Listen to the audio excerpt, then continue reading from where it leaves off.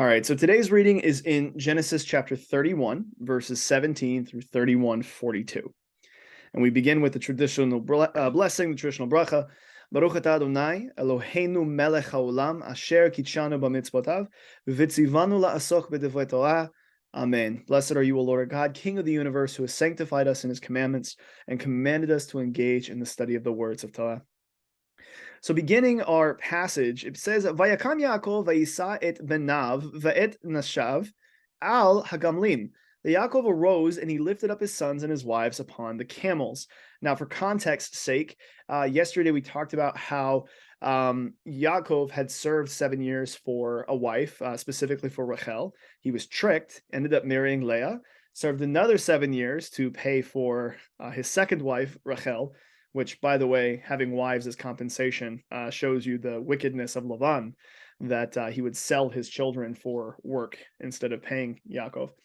And so 14 years down, and he has not made any money for himself. And so we see this enterprise is built, that for 6 years Yaakov works for Lavan. However, he changes his wages 100 times. It's truly crooked and deceitful. And what ends up happening is he makes a deal with him. And he says, look, God is telling me that I need to get out of here. But the way I'm going to do this and the way I'm going to be able to leave with money in my pocket is that I'm going to have to make a deal with Lavan. And so he says, whatever is spotted and speckled and brown and like a very specific qualification for the sheep, those are the ones that I'll keep. Any ones that are, of course, healthy and strong and plain colored, those will all belong to Lavan and to his family. And so what ends up happening is he, of course, makes this deal where he removes kind of the benefit from his side and gives all of this to Lavan. Lavan travels 3 days away to a sheep shearing convention, if you will, takes the sheep away, begins to shear them. They sell them on a market. So he's out and away.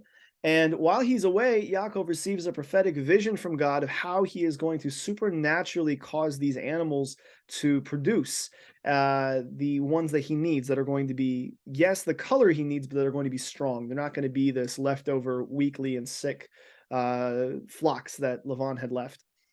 And so he begins to go through this part where he takes this stick and puts it near the watering trough. They end up mating near it, and as they look upon it, these sheep begin to produce after their kind, and it ends up building this massive, very beneficial, very prosperous venture for Yaakov. And so he's coming out of this with a lot, and Lavan does not like it. His face is disposed toward Yaakov. He's not happy.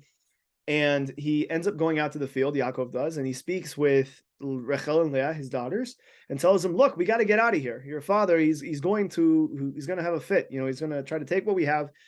He has been deceitful and crooked up to this point. Who's to say he's not going to try to kill me? So they pack up and they're getting ready to leave. And his wives are completely on board. And then that's where we pick up today's reading. And so Yaakov arises and he lifts his sons and his wives upon the camels. Rashi, quoting from the Midrash, explains that he put the males before the females. However, we learn in Genesis chapter 36, verse 6, that Esav, his brother, had a very different set of values. Instead, he put the females before the males. As it says, Esav took his wives and his sons. So it just teaches us about proper etiquette, and the fact that Esav, however, did not follow the normative pattern. And just to see the fact that they do things backwards is kind of interesting. So going forth in verse 18, it says that he led all his livestock and his possessions that he had acquired, and the purchase of his acquisition, which he had acquired in Padan Aram, to come to Yitzhak his father, to the land of Canaan. Rashi comments on this usage of the phrasing mikne kinyanu, that which he has acquired. These are the bonds and the stocks and the all the different things essentially of that time, which here come out in the form of avadim, which are servants, or ushbachot, which are maidservants, gamlim, camels, and chamarim, donkeys. So he's got a lot of money and wealth, and he's making sure he takes all of its forms with him.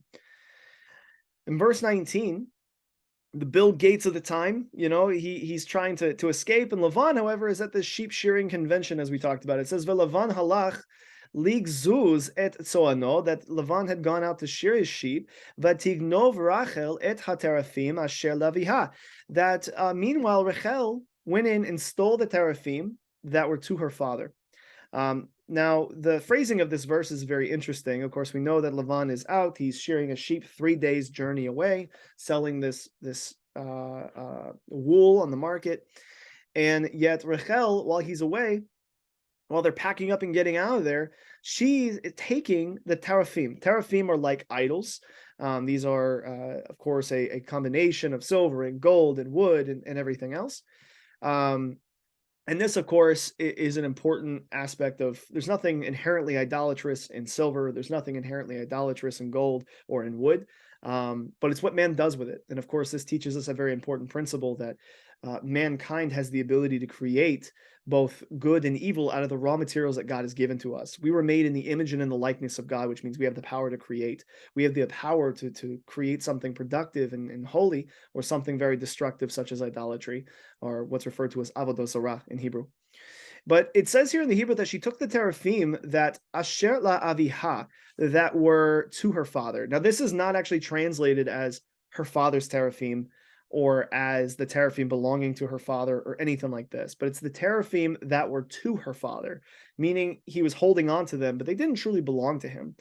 And though we'll get to it in the lesson for today, one of the things that is really important to understand about idolatry here is that it is what's referred to as ownerless property, because ultimately it doesn't have idolatry is one of those things that one is not to derive benefit from, right? Legally, we're not to derive benefit from idols. And as a result of that, an idol in and of itself is worthless, and it's technically, legally ownerless. So when she steals the teraphim, she's not actually stealing anything, because it's no different than finding dirt on the road. It's an ownerless thing because it has no power. You're not to derive any benefit from it, not even Lavan, who is a Gentile. Not even idolaters are supposed to derive benefit from idols. And so Rashi mentions here, when it says that he went off to shear his sheep, ligizuz tzo'ono, that he had given into the hands of his sons a journey of 3 days between him and Yaakov. Again, he's out. And Rashi mentions from the Midrash that when it says that she stole her father's teraphim, she intended to separate her father from idolatry.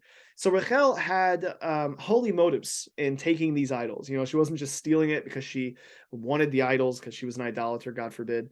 It's not as if she was trying to find the silver and gold on it, like she needed the valuables. But what it is that she was trying to distance her father from idolatry. Holy motive.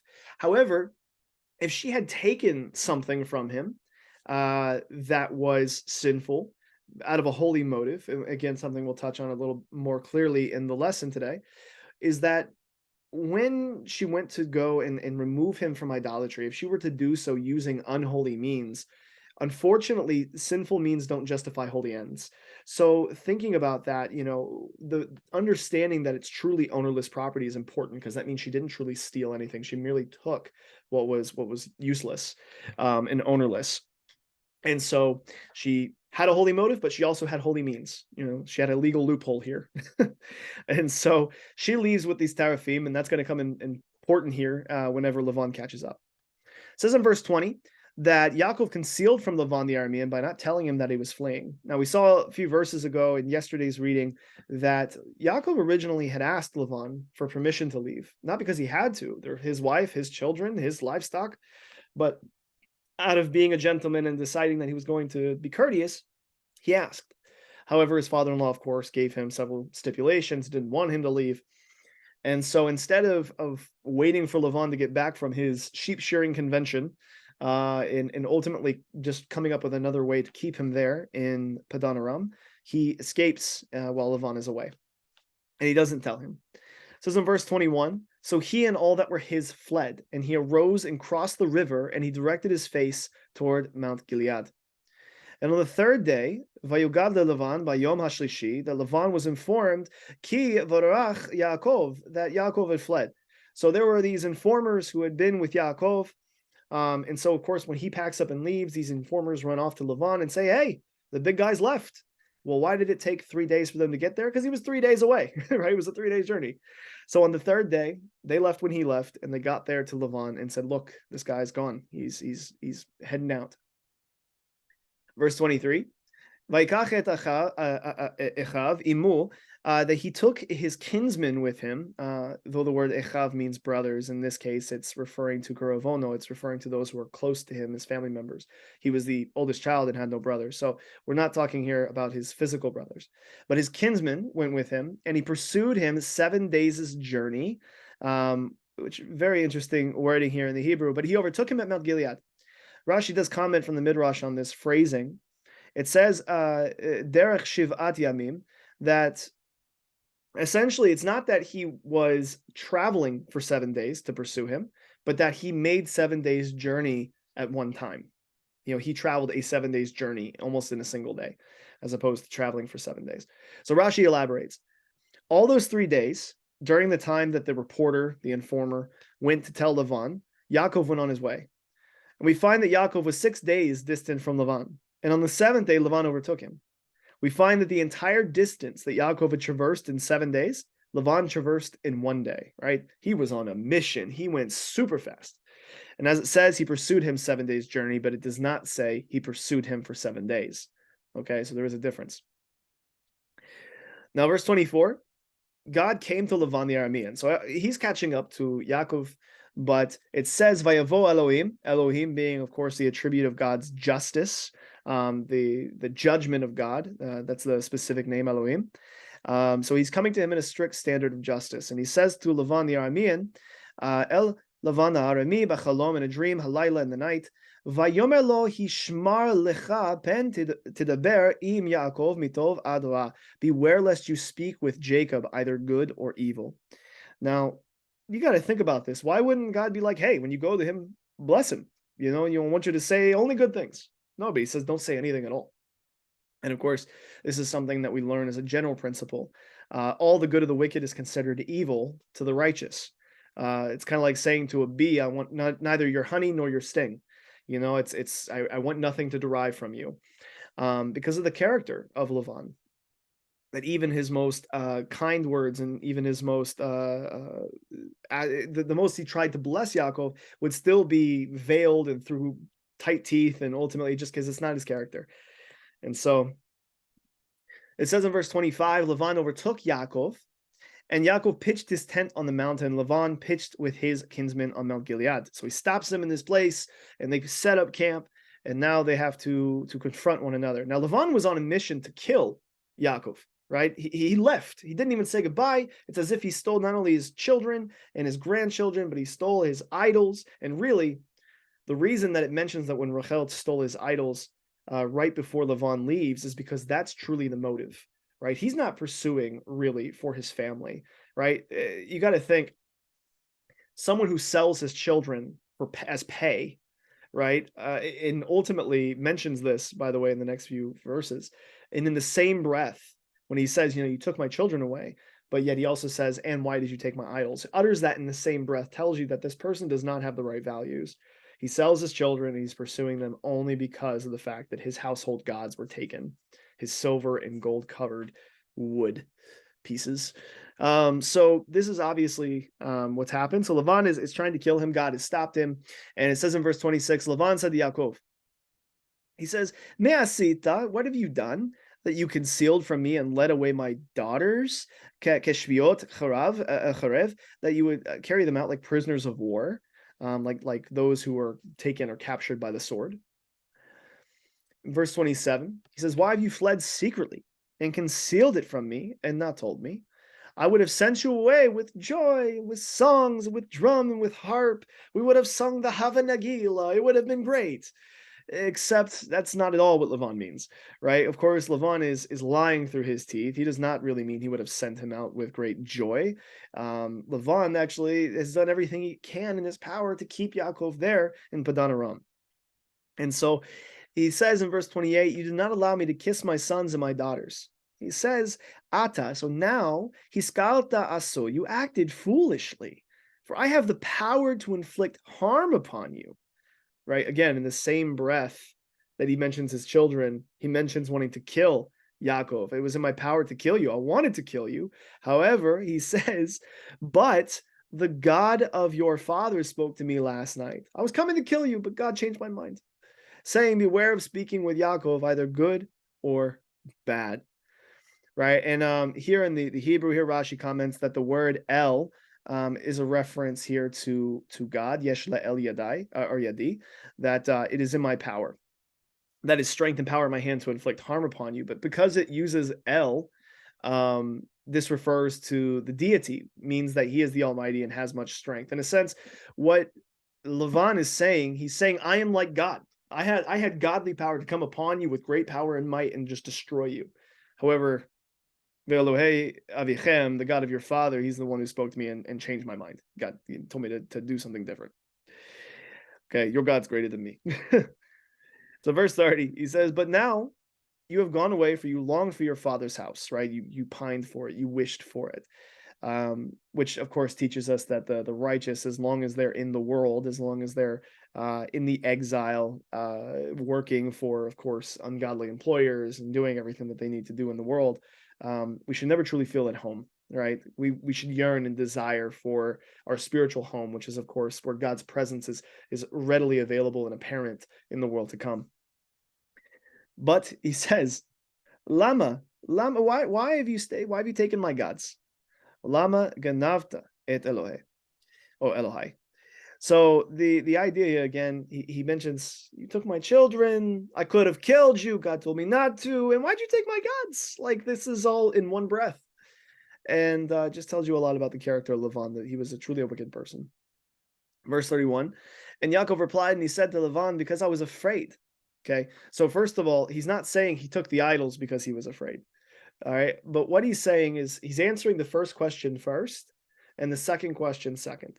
And the rabbis teach us in Pirkei Avot and the Mishnah that this is the proper way a person should answer someone, is that when someone asks a question, you should answer the first question first and the second question second. It's just good etiquette. So Yaakov replies to Lavan and he immediately says, the reason that I left you, the reason I went away without telling you, is because I was afraid. And really the word here is ki yaraiti, that I was in awe. It was a reverential type of fear, yare, because I said, lest you steal your daughters from me. Now, whether or not he truly feared Yaakov or Lavan, or whether or not he feared God in this moment because God told him to leave, I think could be debated, because he never says what the subject of his fear was. But he did say, because I said, ki amarti, I did say, or for it was said, lest you steal your daughters from me. So he answered him, as Rashi says here, first question first, and then he said to him, you led away my daughters. Verse 32, the one with whom you find your gods. So this is the second question. Why'd you take my gods? And he goes, I didn't. I have no idea what you're talking about, right? And so he says, that to whomever you find your gods, lo yiyeh, that person shall, or yichye, that person shall not live. And in the presence of our brothers, recognize for yourself what is with me. Take it for yourself. For Yaakov did not know that Rachel had stolen them. Now remember that all of the patriarchs and all the matriarchs were prophets and prophetesses, and their words had tremendous power when they spoke. And so when Yaakov, not realizing that Rachel is the one who stole the gods, the teraphim, the idols, when he pronounced this, he unwittingly signed her basically death date. As we know from this, we find out later on that Rachel did not live to be older like Yaakov, like Leah, but instead she dies in childbirth, giving birth to Benjamin. And so Rashi says that this is where we receive the curse, the kalala, that Rachel died on the way. Okay, so by saying, whoever has it, that person's going to die, ultimately this was fulfilled, and Rachel died, giving birth to Benjamin. And so Yaakov says, I have nothing of yours, right? He's been honest and very much filled in integrity the entire 20 years he was with Lavan. Let alone would he take his idols. It's against his religion. I mean, why would he do this? Verse 33. So it says Lavan entered Yaakov's tent, which this is a veiled reference to Rachel, Rachel's tent, because Jacob lived with her as the principal wife, because remember, he loved her more than Leah, despite the fact that Leah had more children for Jacob. And he also went into Leah's tent, and the tent of the two handmaids. So you have Rachel, you have Leah, you have the two handmaids, Bilhah, Zilpah. But he did not find them. And so he had come out of Leah's tent, and he entered Rachel's tent again, right? He went into Rachel's tent again, this time obviously not referring to it as Yaakov's tent. Now, why would he go back inside of Rachel's tent? Rashi mentions, according to the Medrash, that when he came out of Leah's tent, he went back into Rachel's tent because before he searched the tents of the handmaids. And why did he bother to do all this? Because he was aware that she was one who touches everything. He knew his daughter. He knew her character. He knew the fact that she was a little handsy. That ultimately she's very touchy-feely, and she and her character would not be against snatching something like this. Verse 34. But Rachel had taken the teraphim and placed them into a camel saddle and sat upon them. So Lavan felt about the entire tent, but he didn't find them, right? Because she's sitting on them, right? And so it says in verse 35 that she said to her father, "Let my Lord not be annoyed, right? For I cannot rise before you, ki derech nashim li, because the way of women is upon me." So he searched, but he did not find the teraphim. So she's like, "I'm nida," which, by the way, means that, she can't arise because, of course, there's a menstrual flow. And on top of that, she can't, whatever she's sitting on is ritually impure. Not that I necessarily think Lavan would care about that because he didn't care about Torah. But nevertheless, it was a good diversion for her father or aversion for her father not to touch it. So verse 36, Yaakov was annoyed, right? So Lavan goes through all of this search party, and he goes through everything, and he finds nothing. And he comes out, he stands before Yaakov. Yaakov, as it says, he's annoyed, he's angry, and he quarrels with Lavan. And he says to Lavan, he says, "Ma pishi, what is my transgression? Like, what have I done that has very intentionally come against you? What have I done? Ma chatati, what have I done that's been a misstep? Has anything been found in my possession that I accidentally took?" Right? But he doesn't. He says, "Ki dalatcha." He says, "Acharai." He says, "If not, why have you pursued me? Why did you come against me?" Right? If I didn't take something intentionally, if nothing was found in my possession unintentionally, why are you here? Verse 37, "For you have felt about all of my things. What have you found of all the utensils of your house? Put it here, in the presence of my kinsmen and your kinsmen, and let them decide between the two of us," to clarify who's right in the matter. Verse 38, "Already 20 years have I been with you." Again, 7 years for Rachel, 7 years for Leah, technically switched, and 6 years for the labor, for the work. And he says, "Your ewes and your she-goats have not aborted." That is, as long as Yaakov was in Lavan's house, Hashem had blessed the enterprise and didn't allow any of the cattle to miscarry. "Neither have I eaten the rams of your flocks." Now, this word, when it talks about ve'ele tzonecha, when it talks about your rams, Rashi makes a very special point to go to Bava Kama in the Talmud, where he says, from here we deduce that even a 1-day-old ram, an ayil, is called a ram. Otherwise, if this isn't the case, that is, he didn't eat anything, even if it was a kid, like a lamb, right? He didn't eat any of the rams. Now, the reason we need to know this is because if we didn't consider a 1-year-old ram a lamb instead of a ram, and he was sneaking some lamb on the side, what would be the boast, right? But the boast here is that he did not eat the rams, and he did not eat the lambs. He didn't eat any of them. Otherwise, he would be a thief. And this is the point that Rashi gets at here, right? He was not a thief at all. Everything he did was above board. He never took anything from Lavan that didn't rightfully belong to him. Verse 39, "I've not brought home to you anything torn by other animals," right? That is, I never brought to you something that was treifa, something that was torn by a lion or by a wolf. This is an animal that dies as a result of wild beasts or things like this that's torn, right? Not slaughtered properly. He says, "I didn't bring anything home to you that was this way, that was treifa." And he says, "I would suffer loss in the event that, of course, something went missing. He is the one who would pay for it, because he says, from my hand, you would demand it. That is, you would require me to pay for it anyway if I ended up having something in my possession that was damaged, right? So if it was damaged, I paid for it. It was taken care of." And he says, what was stolen by day and what was stolen by night, right? Of course, he's referring to thieves and robbers and things like this who would come and try to take things. So no matter what, he protected it. And if it was lost, God forbid, that at that point he made up for it. Verse 40, it says, "Hayiti bayom achalani," that I was in the field by day when the heat consumed me. Chorev vecharach balayla v'teded shenati me'anai. That it was also there with the frost at night, right? So he was in the heat during the day, during the frost at night. As you know, in the desert, it can get quite cold during the nighttime. And my sleep wandered from my eyes.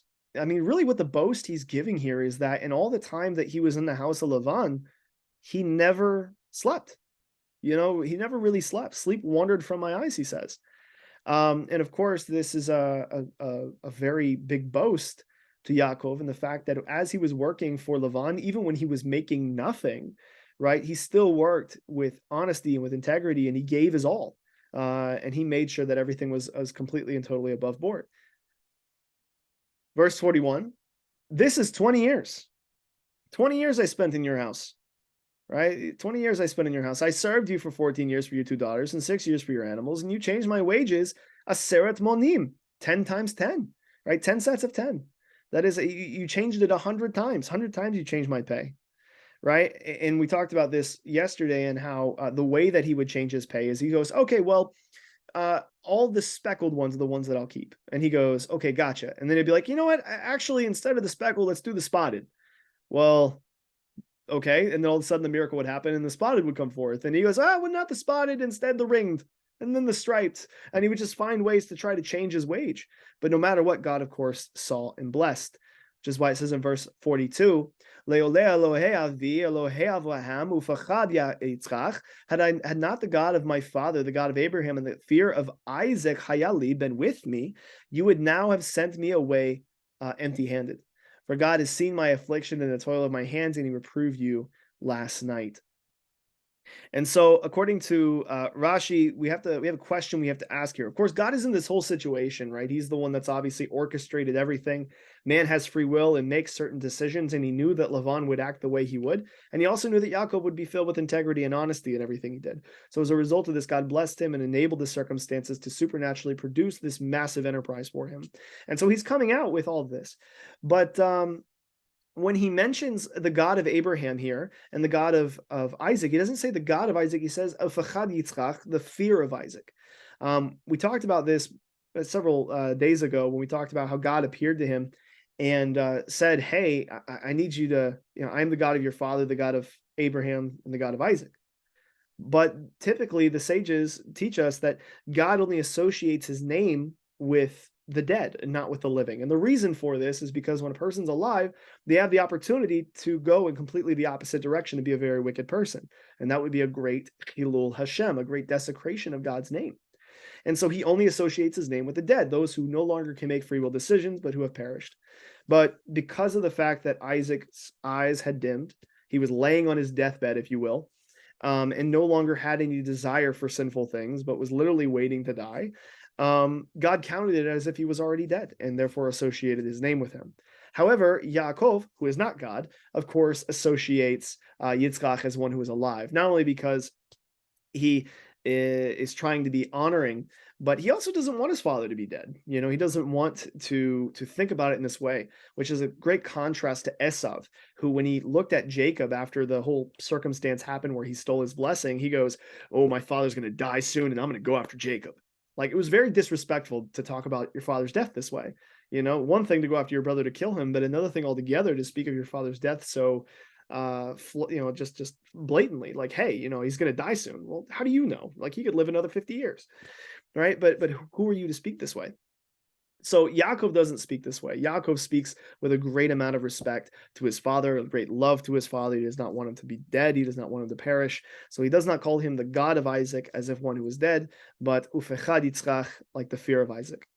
Another reading of this verse is that that Isaac, who is a person of high integrity himself, taught Yaakov to only take vows and oaths when necessary.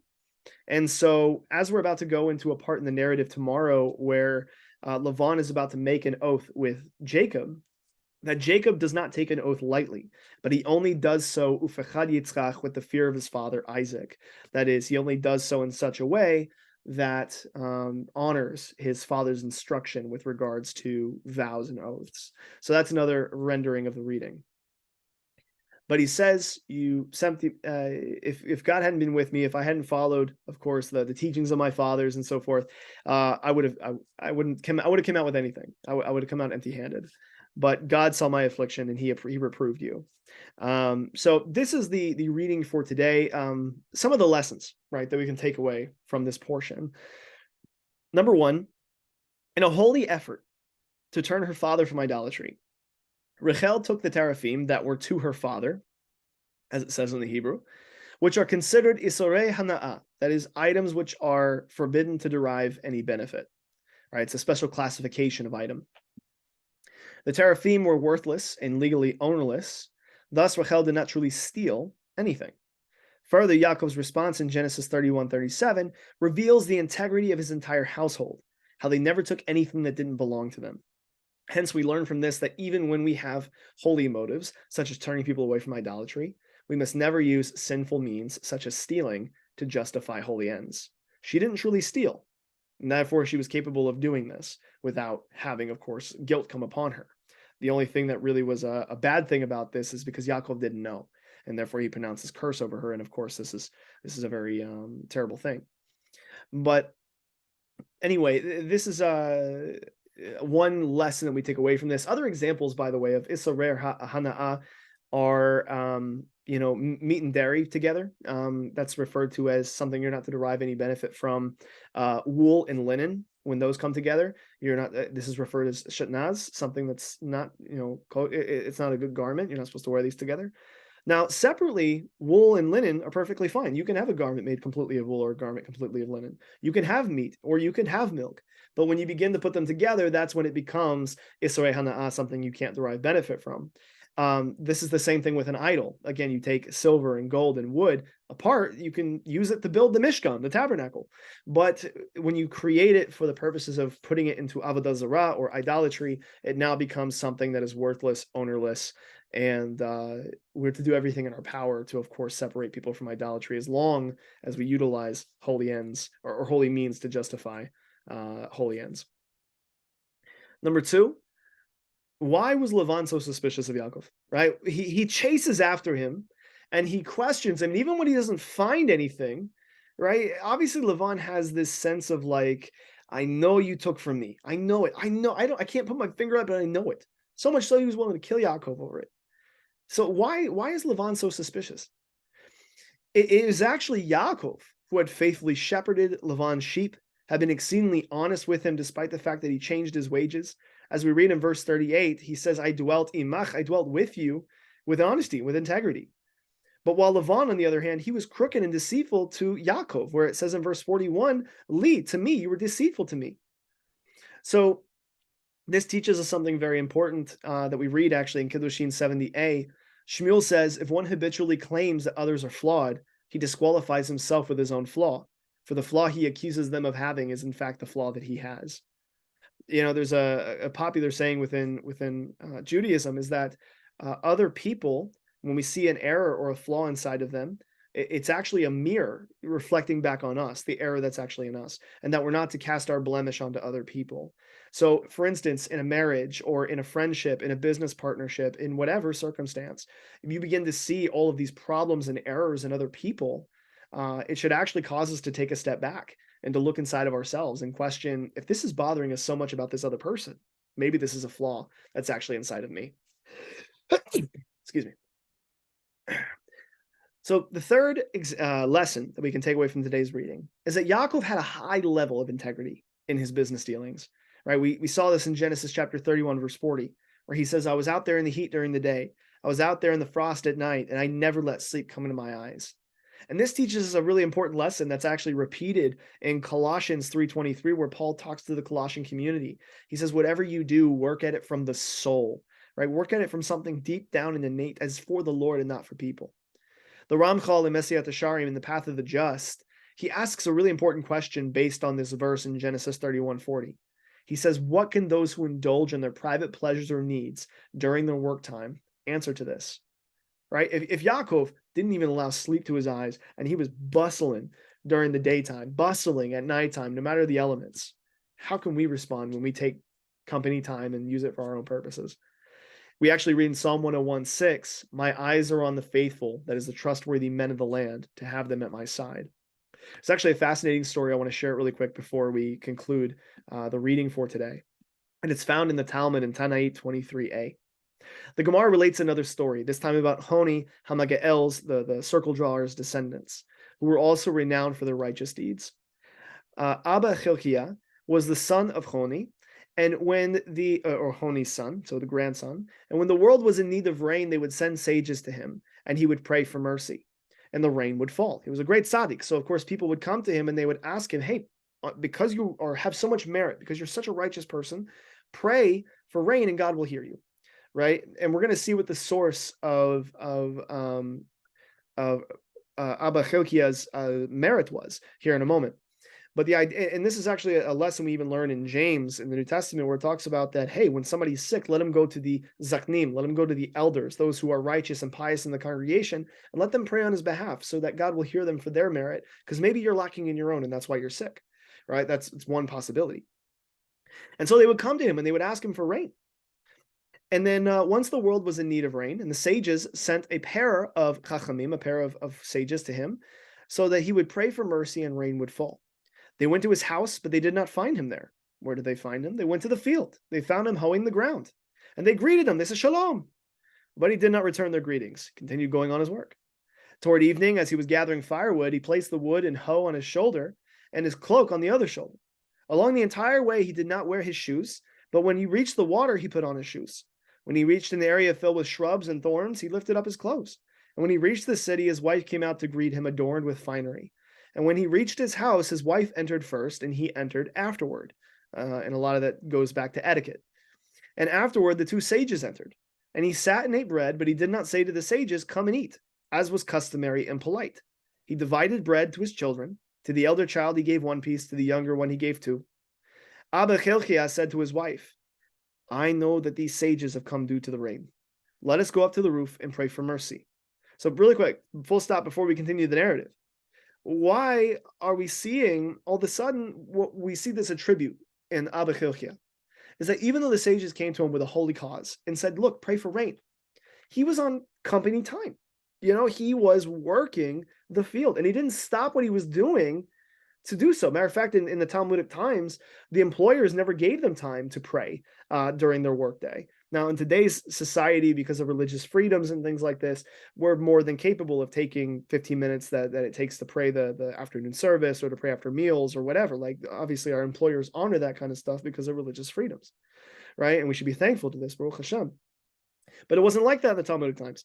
So the sages actually allowed permissions for people like Abba Chilkiah, who was working in the field, that he shouldn't even interrupt his work for the purposes of performing certain blessings. Instead, he should continue on because he shouldn't waste company time. And so he gets home and now he's off the clock and he begins to go to his wife and he says, look, I know why these people are here. Let's go up to pray for him. He says, perhaps the Holy One, blessed be he, will be appeased and it will rain and we will not receive credit for ourselves for the rainfall. They went up to the roof and he stood in one corner and she stood in the other, which is very reminiscent of Yitzchak and Rivka, or Isaac and Rebekah, who prayed in opposite corners for a child. And it says, clouds began to form on that side where his wife stood. And when he descended, he said to the sages, why have the sages come? Why are you here? They said to him, the other sages have sent us to the master, so that you should pray for mercy for rain.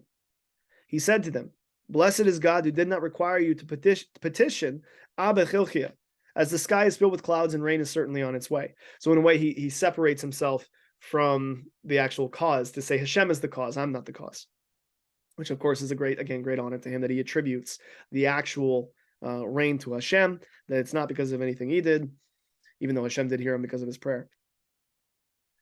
And they said to him, we know that the rain has come on the master's account. Fooled. However, let the master please say and explain to us these aspects of your behavior that are puzzling to us. What is the reason that when we greeted the master did not return our greeting? He said to them, I am a day laborer, hired for the day, and I said to myself that I may not delay my work to answer you. And so he goes on to talk about why he did all these other things.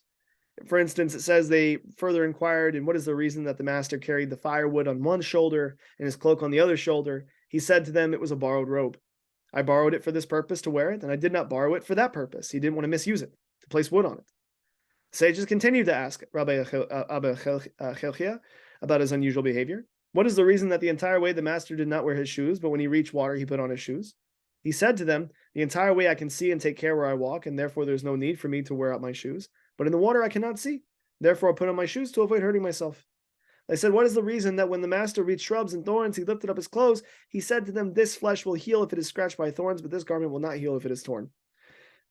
The further inquired, what is the reason that when the master reached the city, the master's wife came out adorned in her finery? He said to them, she dresses that way so that when I walk through the city, I will not set my eyes upon another woman. And this actually goes back down to the beginning of our reading for today in Genesis, because Yaakov put his sons first and his wives on afterwards. And Esau would put the wives on first and then the sons. And the reason that this is improper etiquette, because we didn't talk about it before, is because when a person walks behind, a man walks behind another woman, or if the men got up behind the women, it's immodest behavior, because it gives you an opportunity to see the woman from behind, and it can create immodest or lustful thoughts. And so therefore, by putting the men up first, it avoids the immodesty of looking at a woman from behind. And so Esau did not care about this, and therefore he threw the women up first and then the men. Meanwhile, in this case, we see Yaakov cares about modesty. But anyway, going back to Abichilchia, they said, what is the reason that she entered first, your wife, and afterwards the master entered, and only afterward we entered? He said, because you have not been checked by me. That is, I cannot be sure how you will act, and therefore I did not want you to be alone with my wife. The sages were not done with their questions. And what is the reason that when the master ate bread, you did not say, come and eat? He replied, because there's not enough bread for guests. And I said to myself that I should not gain credit for the sages for nothing. By offering you food, I cannot serve you. And they asked, what is the reason that the master gave the older child one piece of bread and the younger one too? He said to them, this older child stays at home. If he is hungry, he can eat at any time. But this younger child sits and studies in the synagogue, and therefore he is hungrier.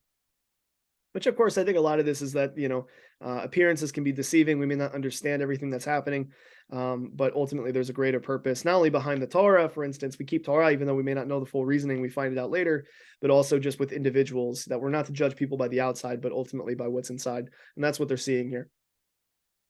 And so they give a final set of inquiries, and I won't go into it here, but merely to say that when they prayed, the reason that they came to this specific sage, the reason that they came to Abichilchia, is because of the fact he had these great attributes about him, that he cared so much about these things. And the very first one is the one that is the most illuminating and in line with what we see in our Parsha today. He says, I am a day laborer, and I'm not going to interrupt my work to answer you. Right? This is something very significant. Right? If he can't even interrupt himself working in order to do the normal daily prayers, how is he going to interrupt his work in order to partake in personal matters on the side? Right? So this teaches us how we are to, of course, relate ourselves in our work fields, no matter what job we may have, even if it's in ministry. If we're performing something, then at that point, even more so, we can say we're working unto Hashem, that we take our work seriously and that we not utilize that time for personal use, for indulging in our own desires. So that is the reading for today in Genesis chapter 31, verse 17 through 31:42.